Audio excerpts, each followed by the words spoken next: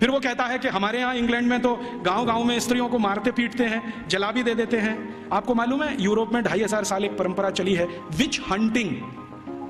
बहुत किताबें लिखी गई हैं इसमें, बहुत लिखा। विच हंटिंग समझते? विच माने क्या कहना चाहिए हिंदी? डायन। डायन डायन कहते हैं ना, डायन को ढूंढना और उसको मारना।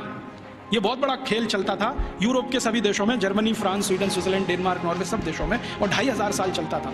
गांव में ढूंढ ढूंढ के ऐसी महिलाओं को मारा जाता था जिनके पति की मृत्यु हो गई हो, तो मान लिया जाता था ये तो विच हो गई है, और इसको हंट करना माने मार देना। उनको जिंदा जलाना, कभी उनको जमीन में खड्डा खोद के गाड़ देना, बाल पकड़ के उनको खींच लेना, तरह तरह के अत्याचार उनके ऊपर होते थे। और किस देश में किस साल में कितनी महिलाओं को विच हंटिंग किया गया, इसके रिकॉर्ड्स आजकल मैं इकट्ठे कर रहा हूं। तो हमारे यहां जब सती प्रथा की कहानी चर्चित हुई ना विलियम बेंटिंग के द्वारा, उसी साल में इंग्लैंड में 2700 से ज्यादा महिलाओं को डायन कह के मार डाला गया, उसी साल। अब हुआ क्या कहानी में कि विलियम बेंटिंग ने अपने देश में जो 2500 से ज्यादा महिलाओं को डायन मरवाया कह के, उसकी चर्चा तो की नहीं आज तक। एक किसी महिला को इस देश में डायन सिद्ध करके मरवा दिया, उसको इतना ग्लोरीफाई कर दिया कि भारत के सभी गांवों में यही होता है। और विलियम बेंटिंग को तो कुछ समझ भी नहीं थी, अकल भी नहीं थी। अभी थोड़े दिन पहले इस प्रश्न का मुझे उत्तर मिला। भारत देश में आप जानते हैं कि 4500 से ज्यादा वनवासी जातियां हैं। 4556 है कुछ वनवासी जातियां, जैसे गोंड है वो एक वनवासी जाति है। ऐसे ही गोंड जैसे 4500 से ज्यादा समूह हैं। इनके बीच में मैं पिछले कुछ सालों से घूम रहा हूं और मैंने वहां देखा कि सती का मतलब क्या होता है, सती कहते किसको। एक बार गोंड लोगों के एक बहुत बड़े सम्मेलन में मैं गया और वहां किसी को सती किया जाना था। मैंने कहा चल के देखूं ये होता क्या है सती होना। तो वहां हुआ ये था कि एक महिला के पति का देहांत हो गया, स्वर्गवास हो गया, और पति का स्वर्गवास हो गया तो उसकी अंतिम यात्रा के लिए गांव के लोग जा रहे हैं। अंतिम संस्कार वो ऐसे ही करते हैं जैसे हम करते हैं, अग्निदाह करते हैं, लकड़ियां इकट्ठी करते हैं। तो मैंने देखा कि उसकी पत्नी आती है और उसके चारों तरफ प्रदक्षिणा करती है और संस्कृत के मंत्र बोलते हैं। कभी कभी उनको भूल जाए तो वो अपनी भाषा के मंत्र बोलने लगते हैं, लेकिन मंत्र उच्चार होता है, बराबर होता है, पूरे समय होता है। जितने समय तक लाश जलती है तब तक वो मंत्रोच्चार करते रहते हैं, कुछ ना कुछ बोलते हैं। तो मंत्रोच्चार हो रहा है, पत्नी उसकी प्रदक्षिणा कर रही है, तो एक चक्कर उसने लगाया और उनकी अपनी भाषा में सबके सामने हाथ जोड़कर कहा कि आज मेरे पति का स्वर्गवास हुआ है, समाज में ऐसा कौन सा समूह है जो मेरी सुरक्षा की जिम्मेदारी लेगा।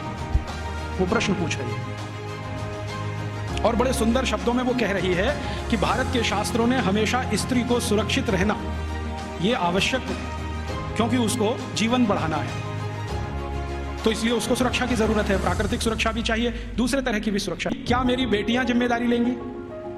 बेटियों ने हाँ बोल दिया तो आ जाएगी, नहीं बोला तो फिर चौथा चक्कर लगाएगी। फिर वो पूछेगी कि क्या समाज के प्रतिष्ठित लोग, जिनको हम क्या कहें महाजन लोग मेरी जिम्मेदारी लेंगे? अगर उन्होंने हाँ बोल दिया तो आ जाएगी, ना बोल दिया तो फिर चक्कर लगाएगी पांचवा। फिर वो पूछेगी कि इस समाज के आचार्य लोग, उपाचार्य लोग मेरी जिम्मेदारी लेंगे? अगर हाँ बोला तो उनके पास आ जाएगी, नहीं तो वापस। और आखिरी चक्कर सातवां जब लगाएगी तो वो पूछेगी कि क्या पुरोहित हम समझते हैं पूजा पाठ कर, क्या पुरोहित मेरी जिम्मेदारी लेंगे? अगर पुरोहितों ने हाँ बोला तो उनके पास आएगी, नहीं तो चक्कर लगा के गांव छोड़ के चली जाएगी और गांव कहेगा कि वो सती हो गई। ये है सती होना।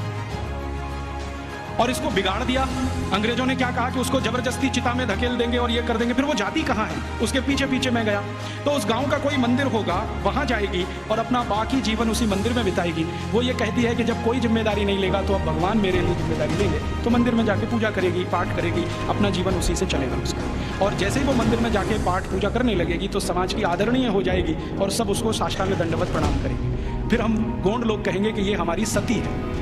हम उसको एक्सप्लेनेशन क्या देंगे? वो पति के साथ जिंदा जला दी गई, वो सती है। सती होना कोई ऊंचा कर्म रहा है इस देश में, हम उसको समझ नहीं पाए। अंग्रेजों ने जो डिस्क्रिप्शन दे दिया उसी को अंतिम मान के हमने अपना मान लिया कि ऐसा ही कुछ होता होगा। ये होता है, और ये सिर्फ गोंडों में ही नहीं होता, भीलों में भी होता है। गोंड हैं, भील हैं, जितने तरह की जनजातियां हैं, ज्यादातर में ये होता है। तो मैकॉले कह रहा है कि भारत में तो स्त्रियों का स्थान बहुत ऊंचा है, परिवार में ऊंचा है, समाज में ऊंचा है, भाषा उनके यहाँ से निकली है, फंक्शनल नॉलेज उन्होंने समाज को दिया है, इसलिए इनके लिए तो सब कुछ विशेष होता है। इसलिए गुरुकुलों में आचार्य स्तर पर बहुत स्त्रियां हैं। ये हैरानी की बात है। वो कहता हमारे समाज में उल्टी स्थिति है, स्त्रियों का स्थान सबसे नीचे है, इसलिए हमारे यहाँ हर काम में वो सबसे पीछे है।